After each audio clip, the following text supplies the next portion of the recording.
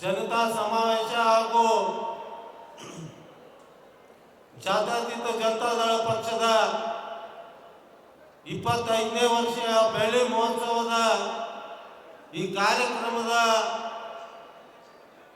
ಅಧ್ಯಕ್ಷತೆಯನ್ನು ವಹಿಸಿದಂತ ಆತ್ಮೀಯರು, ಹಿರಿಯರು, ನಮ್ಮ ಪಕ್ಷದ ರಾಷ್ಟ್ರೀಯ ಅಧ್ಯಕ್ಷರು, ನಮ್ಮ ಮಾರ್ಗದರ್ಶಕರು ಆದಂತ ದೇವೇಗೌಡ ಸಾಹೇಬ್ರೆ, ಇನ್ನೋರ್ವ ಆತ್ಮೀಯರು, ನಮ್ಮ ರಾಜ್ಯದ ಅಧ್ಯಕ್ಷರು, ಕೇಂದ್ರದ ಸಚಿವರು, ಮಾಜಿಯ ಜನಪ್ರಿಯ ಮುಖ್ಯಮಂತ್ರಿಗಳು, ಆತ್ಮೀಯರಾದಂಥ ನಮ್ಮ ಅಣ್ಣನಾದಂಥ ಕುಮಾರಣ್ಣ ಸಾಹೇಬ್ರೆ, ಯುವ ಘಟಕದ ಅಧ್ಯಕ್ಷರು, ಆತ್ಮೀಯ ಸಹೋದರ ನಿಖಿಲಣ್ಣ ಕುಮಾರಸ್ವಾಮಿ ಅವರೇ, ಅದೇ ರೀತಿ ನಮ್ಮ ಮೆಚ್ಚಿನ ಸಂಸದರು ಆತ್ಮೀಯರಾದಂಥ ಮಲ್ಲೇಶ್ ಅಣ್ಣವರೇ, ನಮ್ಮ ಶಾಸಕಾಂಗ ಪಕ್ಷದ ನಾಯಕರು ಸುರೇಶ್ ಬಾಬು ಅಣ್ಣನಾದಿಯಾಗಿ ಇಲ್ಲಿ ಉಪಸ್ಥಿತಿರುವಂಥ ಎಲ್ಲ ಗೌರವಾನ್ವಿತ ನಮ್ಮ ಎಲ್ಲ ಶಾಸಕ ಮಿತ್ರರೇ ಹಾಗೂ ಕೋರ್ ಕಮಿಟಿಯ ಅಧ್ಯಕ್ಷರು, ಹಿರಿಯರಾದಂಥ ಹಿಂದಿನ ಶಾಸಕರಾದಂಥ ಕೃಷ್ಣ ರೆಡ್ಡಿ ಸಾಹೇಬರಾದಿಯಾಗಿ ನನ್ನ ಎಲ್ಲ ಗೌರವಾನ್ವಿತ ಕೋರ್ ಕಮಿಟಿಯ ಸದಸ್ಯರೇ, ಜಿಲ್ಲಾ ಅಧ್ಯಕ್ಷರೇ, ವಿವಿಧ ಗ್ರಾಮದಿಂದ ಆಗಮಿಸಿದಂಥ ಎಲ್ಲ ನನ್ನ ಮುಖಂಡರೇ, ಜಿಲ್ಲೆಯ ಮುಖಂಡರೇ ಹಾಗೂ ಇಲ್ಲಿ ಕೂಡಿದಂಥ ಯಾವತ್ತು ನನ್ನ ಎಲ್ಲ ಆತ್ಮೀಯ ಹಿರಿಯರೇ, ಅಣ್ಣ ತಮ್ಮಂದರೇ, ಶ್ರದ್ಧೇತಾಂಗರೇ, ಪತ್ರಿಕಾ ಮಾಧ್ಯಮದ ಸ್ನೇಹಿತರೆ, ತಮ್ಮೆಲ್ಲರಿಗೂ ವಂದಿಸಿ ಇವತ್ತಿನ ಕಾರ್ಯಕ್ರಮವನ್ನು ನೋಡಿದ್ರ ನಾನು ಭಾಳ ಹೇಳಕ್ಕೆ ಹೋಗೋದಿಲ್ಲ. ಏನು ಬಿಹಾರ್ ಚುನಾವಣೆ NDA ಮೈತ್ರಿಕೂಟದಲ್ಲಿ ಆಯ್ತು, ಅದೇ ಮರುಕಳಿಸುವಂತ ಸಂದೇಶ ನೀವೆಲ್ಲರೂ ಕರ್ನಾಟಕದಲ್ಲಿ ಕೊಡಕತ್ತೀರಂದ್ರೆ ತಪ್ಪಾಗ್ಲಿಕ್ಕಿಲ್ಲ ಬಂಧುಗಳೇ. ಏನು ಒಂದು 150 ಸೀಟ್ಗಳನ್ನ ಗೆಲ್ಲುವ ಮುಖಾಂತರ ಬರುವಂತ ದಿನಮಾನದಾಗ ಎಲ್ಲಿ ನಿತೀಶ್ ಕುಮಾರ್ ಆದ್ರು ಅಲ್ಲಿ ಕುಮಾರಣ್ಣ ಆಗ್ತಾರಂತೆ ನಾವು ಅಭಿಮಾನದಿಂದ ಹೇಳ್ಬೇಕಾಗತ್ತೆ ಬಂಧುಗಳೇ. ಇವತ್ತಿನ ದಿವಸ ಸಾಕಷ್ಟು ಜನ ಕಾಂಗ್ರೆಸ್ಸಿನ ಮಿತ್ರರು ಮಾತಾಡ್ತಾರ, ಎಲ್ಲಿ ಅದ ಜನತಾದಳ, ದೇವೇಗೌಡರಿಗೆ ವಯಸ್ಸಾಯ್ತು, ಕುಮಾರಣ್ಣಗೆ ಹೆಲ್ತ್ ಸರಿ ಇಲ್ಲ, ಮುಂದೆ ಜನತಾದಳ ಎಲ್ಲಿ ಐತೆ ಅಂತೇಳಿ. ಆದ್ರೆ ನಿಮ್ಗೆಲ್ಲರಿಗೂ ಹೇಳಿಕ್ ಬಯಸ್ತೀನಿ, ಇವತ್ತು ಜನತಾದಳ ಎಲ್ಲಿ ಐತಂದ್ರ ಇಲ್ಲಿ ಐತಿ, ಇಡೀ ಕರ್ನಾಟಕ ತುಂಬಾ ಐತೆ ಅನ್ನೋ ಮಾತನ್ನು ಇಲ್ಲಿ ಹೇಳ್ಬೇಕಾಗತ್ತೆ ಬಂಧುಗಳೇ. ಇವತ್ತಿನ ನನ್ನ ಕಾಂಗ್ರೆಸ್ಸಿನ ಮಿತ್ರರಿಗೆ ನಡುಕ್ ಶುರು ಆಗ್ಯದ. ಅವ್ರಿಗೆ ಯಾವ ಪಕ್ಷದಿಂದ ನಡುಕ್ ಶುರು ಆಗ್ಯದ ಅಂದ್ರೆ ಜನತಾದಳದಿಂದ ಶುರು ಆಗ್ಯದ. ಯಾಕಂದ್ರ ಪಾರ್ಲಿಮೆಂಟ್ ಚುನಾವಣೆ ನಾವು ಮೈತ್ರಿ ಮಾಡ್ಕೊಂಡಿದ್ದ 19 ಸ್ಥಾನವನ್ನು ಗೆಲ್ಲುವ ಮುಖಾಂತರ ಕರ್ನಾಟಕದ ಜನ ಸಂದೇಶವನ್ನು ಕೊಟ್ಟಿದ್ದಾರೆ ಅಂತ ಇಲ್ಲಿ ಹೇಳ್ಬೇಕಾಗತ್ತೆ ಬಂಧುಗಳೇ. ಏನು 19 ಸ್ಥಾನವನ್ನು ನಾವು ಗೆದ್ದಿವಿ, ಯಾವಾಗ ಯಾವ ಮನುಷ್ಯ ಯಾವ ಪಾರ್ಟಿ ಎತ್ತರಕ್ಕೆ ಬೆಳೀತದ ಅವಾಗ ಟೀಕಾ ಹೆಚ್ಚಾಗ್ತದ ಬಂಧುಗಳೇ. ಇವತ್ತಿನ ಕಾಂಗ್ರೆಸ್ಸಿನ ಪಕ್ಷದವರು ಬೇರೆ ಪಾರ್ಟಿ ಯಾವುದಕ್ಕೂ ಟೀಕಾ ಇಲ್ಲ. ಏನ್ ಟೀಕಾ ಮಾಡಿದ್ರು ಜನತಾದಳ, ಅದನ್ನ ನಾವು ಬಹಳ ಸ್ವಾಭಿಮಾನದಿಂದ ತಗೋಬೇಕು.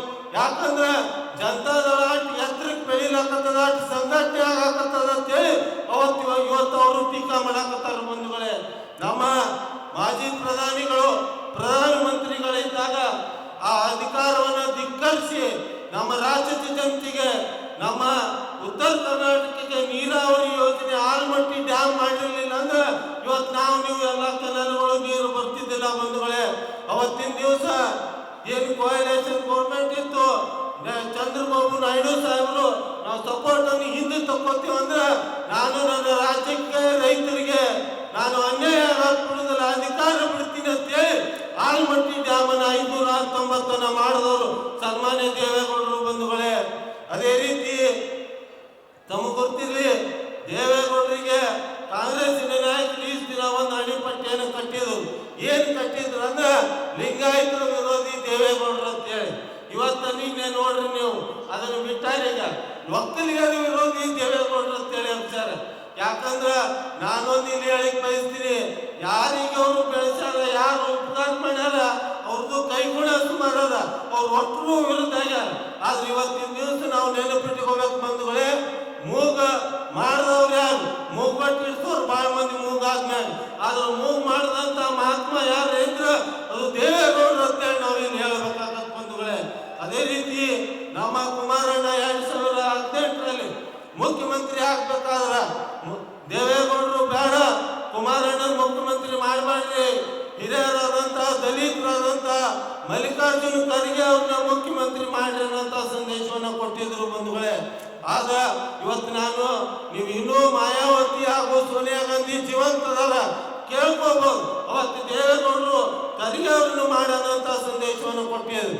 ಅವಾಗ ಖರ್ಗೆ ಅವರು ಮುಖ್ಯಮಂತ್ರಿ ಆದ್ರೆ ಸರ್ಕಾರ ನಡೀತದೆ ಅಂತ ಹೇಳಿ ಇವತ್ತಿನ ಏನು ಕಾಂಗ್ರೆಸ್ಸಿನ ಮುಖ್ಯಮಂತ್ರಿ ಇರ್ಬೋದು, ಉಪಮುಖ್ಯಮಂತ್ರಿ ಇರ್ಬೋದು, ಪರಮೇಶ್ವರ್ ಎಲ್ಲರೂ ಸೇರಿ ಇಲ್ಲಿ ಬಂದು ಇಲ್ಲ ಕುಮಾರಣ್ಣನೇ ಮಾಡಬೇಕು, ಕುಮಾರಣ್ಣನ ನಾವು ಎಲ್ಲ ರೀತಿಯಿಂದ ಸಹಾಯ ಸರ್ಕಾರ ಕೊಡ್ತೀವಿ ಅನ್ನೋಂಥದ್ದು ಹೇಳಿ ಅವ್ರನ್ನ ಜೋರ್ಲಿ ಮುಖ್ಯಮಂತ್ರಿ ಮಾಡಿದ್ರು. ಆ ಮುಖ್ಯಮಂತ್ರಿ ಮಾಡಿಂದ ಸೆಕ್ಯುಲರಿಸಂ ಬಗ್ಗೆ ಬಹಳ ದೊಡ್ಡದಾಗಿ ಮಾತಾಡ್ತಾರೆ ಕಾಂಗ್ರೆಸ್ಸಿನ ನಾಯಕರು. ಅವತ್ತ 17 ಜನನ ಕಾಂಗ್ರೆಸ್ಸಿನ ನಾಯಕರನ್ನ ಕಳಿಸಿ ನಾವು ಮಣ್ಣನ್ನ ಕೆಳಗಿಳಿಸಿ ಮತ್ತೆ ಬಿಜೆಪಿಗೆ ಸಪೋರ್ಟ್ ಮಾಡಿದಂಥವ್ರು ಯಾರಂದ್ರೆ ಇವತ್ತಿನ ಕಾಂಗ್ರೆಸ್ಸಿನ ನಾಯಕರು ಬಂಧುಗಳೇ. ಇವತ್ತಿನ ದಿವಸ ತಾವೆಲ್ಲರೂ ತಿಳ್ಕೋಬೇಕಾಗತ್ತ. ಯಾಕಂದ್ರೆ ತಮ್ಗೆ ಗೊತ್ತಿಲ್ಲ, ಕುಮಾರಣ್ಣ ಮುಖ್ಯಮಂತ್ರಿ ಆದ್ಮೇಗ ಏನು ಒಂದು ವಾಗ್ದಾನವನ್ನು ಮಾಡಿದ್ರು, ಏನು ಎಲ್ಲ ನ್ಯಾಷನಲ್ ಬ್ಯಾಂಕು ಹಾಗೂ ಸಹಕಾರಿ ಬ್ಯಾಂಕ್ಗಳ ಸಾಲ ಮನ್ನಾ ಮಾಡ್ತೀನಿ ಅನ್ನೋಂಥ. ಯಾರೇ ಸಾಲ ಮನ್ನಾ ಮಾಡಿದ್ರ ಯಾರ ರೈತರು ಕುಮಾರಣ್ಣ ನೀವು ಹೆಮ್ಮೆ ಪಡ್ಬೇಕು ಬಂಧುಗಳೇ. ಅದಾದ್ಮೇಲೆ ಅವ್ರು ಮಾಡಿದಂಥ ಗ್ರಾಮ ವಾಸ್ತವ್ಯ ಇರ್ಬೋದು, ಜನತಾ ದರ್ಶನ ಇರ್ಬೋದು, ಇಂಥ ಏನು ಜನಪ್ರಿಯ ಮುಖ್ಯಮಂತ್ರಿ ಇನ್ನೂ ಒಂದು ದಿವಸ ನೀವು ಮುಂದೆ ಹೋದ್ರೆ ನಮ್ಮ ಕಾಂಗ್ರೆಸ್ ಮುಗಿತದ, ಕುಮಾರಣ್ಣನೇ ಕಂಟಿನ್ಯೂ ಆಗ್ತಾನಂತ ವಿಚಾರ ಇಟ್ಕೊಂಡು ಅವತ್ತು ಕುಮಾರಣ್ಣನ ಇಳಿಸಿದ್ರು ಬಂಧುಗಳೇ. ಇನ್ನೊಂದು ಮಾತನ್ನು ಹೇಳಲಿಕ್ಕೆ ಬಯಸ್ತೀನಿ, ತಮಗೆ ಗೊತ್ತಿಲ್ಲ, ಏನು ಪ್ರಥಮ ಹೆಗಡೆ ಅವರು ಮುಖ್ಯಮಂತ್ರಿ ಆದರು. ಆ ಮುಖ್ಯಮಂತ್ರಿ ಆದಾಗ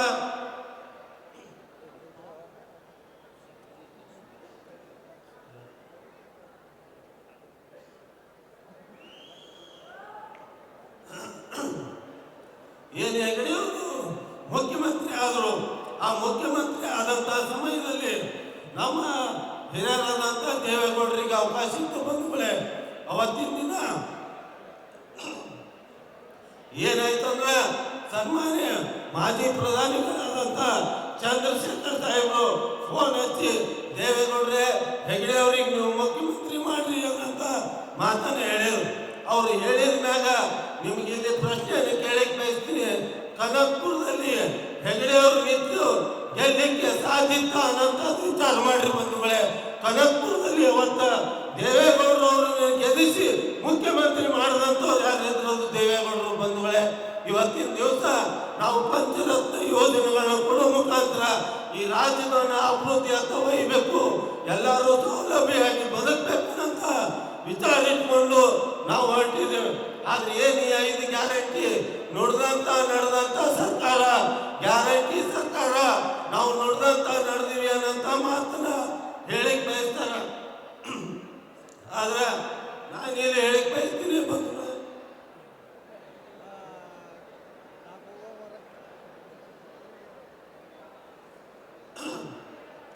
ನಾನಿಲ್ಲಿ ಹೇಳಿಕ್ ಬಯಸ್ತೀನಿ, ಏನು KPSನಲ್ಲಿ ಏನು ಕೆನಾಲ್ಗಳು ಹೋಗ್ಯಾವ, ಆ ಕೆನಾಲಕ್ಕೆ ಜಮೀನನ್ನ ಕಳ್ಕೊಂತ ರೈತರು ಇವತ್ತಿನ ದಿವಸ ಪೇಮೆಂಟ್ ಆಗ್ಲಾರ್ದೆ ಒದ್ದಾಡಕತ್ತಾರೆ. ನಾನು ಅಸೆಂಬ್ಲಿಯಲ್ಲೇನು ಮಾತಾಡಿದ್ದೀನಿ, ಏನು ಆಯಷ್ಟು 106 ಕೋಟಿ ಅದಾವು ಅಂಥವು ಬಿಡ್ರಿ, ಏನು ಕೆಲವೊಂದು 1 ಕೋಟಿ ಒಳಗಿನ ಪೇಮೆಂಟ್ ಮಾಡಂತೇಳಿ. ಆದ್ರೆ ನಮಗೆಲ್ಲ ಗೊತ್ತಿರಲಿ, ಮೊನ್ನೆ ಕೋರ್ಟದ ಆದೇಶ ಇದೆ, ಇವತ್ತಿನ ದಿವಸ KB ಜನರಲ್ ಆಫೀಸನ್ನ ಜಪ್ತಿ ಮಾಡುವಂತ ಕೆಲಸ ಮಾಡಿದ್ದಾರೆ ಬಂಧುಗಳೇ. ಈ ಸರ್ಕಾರದ ಸಾಧನೆ ಅದು. ಯಾವ ಮಟ್ಟಕ್ಕೆ ಹೋಗಿ ಸರ್ಕಾರ ನಿಂತದಂದ್ರೆ ಜನಸಾಮಾನ್ಯರು ಬದುಕಲಾರಂತ ಸ್ಥಿತಿ ನಿರ್ಮಾಣ ಆಗಿದೆ. ಏನು ನೀವೆಲ್ಲ ಕಾರ್ಯಕರ್ತರು ಹೆಚ್ಚಿನ ಸಂಖ್ಯೆಯಲ್ಲಿ ಆಗಮಿಸಿ ನಿಮ್ಮ ಟೈಮ್ ಎಲ್ಲ ಕೆಲಸ ಕಾರ್ಯಗಳನ್ನು ಬಿಟ್ಟು ಬಂದು ಶೋಭೆ ತಂದಿದ್ದಕ್ಕೆ ಈ ಕಾರ್ಯಕ್ರಮಕ್ಕೆ ಸಾಕಷ್ಟು ಪೊಲೀಸ್ ಅಧಿಕಾರಿಗಳು ಇರ್ಬೋದು, ಎಲ್ಲ ಅಧಿಕಾರಿ ವರ್ಗದವರು ನಮ್ಮ ಪುರಸಭೆ ಆಗಿ ಎಲ್ಲರೂ ಸಹಾಯ ಮಾಡಿದಂಥವರಿಗೆ ವಂದಿಸಿ ತಮ್ಮೆಲ್ಲರಿಗೆ ಮತ್ತೊಮ್ಮೆ ನಮಸ್ಕರಿಸಿ ನಾನು 2 ಮಾತು ಮುಗಿಸ್ತೇನೆ. ಜೈ ಹಿಂದ್, ಜೈ ಕರ್ನಾಟಕ, ಜೈ JDS.